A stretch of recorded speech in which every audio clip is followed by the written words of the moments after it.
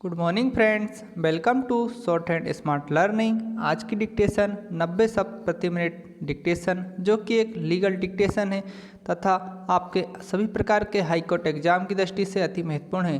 तो डिक्टेशन को पूरा लिखिए, साथ इसका ट्रांसक्रिप्शन भी जरूर कीजिए। डिक्टेशन की पीडीएफ के लिए हमारे व्हाट्सएप या टेलीग्राम ग्रुप को जरूर ज्वाइन कीजिए, जिसकी लिंक डिस्क्रिप्शन में दी गई है। साथ ही आप हमारे चैनल पर न्यू हो तो हमारे चैनल को जरूर सब्सक्राइब कीजिए, साथ ही बेल आइकन को प्रेस कीजिए ताकि आपको डिक्टेशन सबसे पहले प्राप्त हो सके। और डिक्टेशन पसंद आए तो डिक्टेशन को ज़्यादा से ज़्यादा शेयर कीजिए। डिक्टेशन शुरू होगी 5 सेकेंड बाद।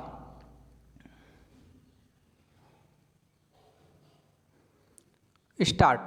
प्रतिभूति देने में असफलता के कारण कारावासित व्यक्तियों को छोड़ने की शक्ति डैश एक, जब कभी धारा 117 के अधीन किसी कार्यपालक मजिस्ट्रेट द्वारा पारित किसी आदेश के मामले में जिला मजिस्ट्रेट या किसी अन्य मामले में मुख्य न्यायिक मजिस्ट्रेट की यह राय है कि कोई व्यक्ति जो इस अध्याय के अधीन प्रतिभूति देने में असफल रहने के कारण कारावासित है, समाज या किसी अन्य व्यक्ति को परिसंकट में डाले बिना छोड़ा जा सकता है, तब वह ऐसे व्यक्ति के उन्मोचित किए जाने का आदेश दे सकता है। विराम पर जब कभी कोई व्यक्ति इस अध्याय के अधीन प्रतिभूति देने में असफल रहने के कारण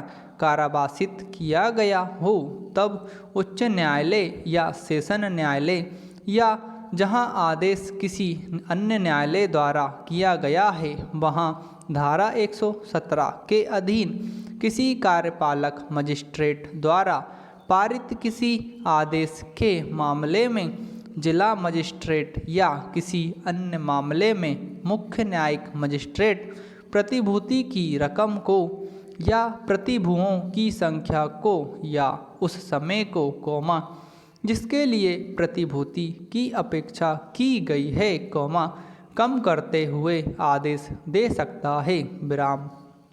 उपधारा 1 के अधीन आदेश ऐसे व्यक्ति का उन्मोचन या तो शर्तों के बिना या ऐसी शर्तों पर, जिन्हें वह व्यक्ति अस्वीकार करे, निर्दिष्ट कर सकता है। विराम। परंतु अधिरोपित की गई कोई शर्त उस अवधि की समाप्ति पर, प्रवृत्त न रहेगी जिसके लिए प्रतिभूति देने का आदेश दिया गया है। विराम। राज्य सरकार उन शर्तों को विहित कर सकती है जिन पर सशर्त उन्मोचन किया जा सकता है। विराम। यदि कोई शर्त, जिस पर ऐसा कोई व्यक्ति उन्मोचित किया गया है, धारा 117 के अधीन किसी कार्यपालक मजिस्ट्रेट द्वारा पारित किसी आदेश के मामले में जिला मजिस्ट्रेट या किसी अन्य मामले में मुख्य न्यायिक मजिस्ट्रेट की राय में, जिसने उन्मोचन का आदेश दिया गया था या उसके उत्तरवर्ती की राय में पूरी नहीं की गई है, तो वह उस आदेश को रद्द कर सकता है। विराम पेरा। जब उन्मोचन का सशर्त आदेश उपधारा 5 के अधीन रद्द कर दिया जाता है, तब ऐसा व्यक्ति किसी पुलिस अधिकारी द्वारा वारंट के बिना गिरफ्तार किया जा सकेगा और फिर धारा 117 के अधीन किसी कार्यपालक मजिस्ट्रेट द्वारा पारित किसी आदेश के मामले में जिला मजिस्ट्रेट या किसी अन्य मामले में मुख्य न्यायिक मजिस्ट्रेट के समक्ष पेश किया जाएगा। विराम पैरा।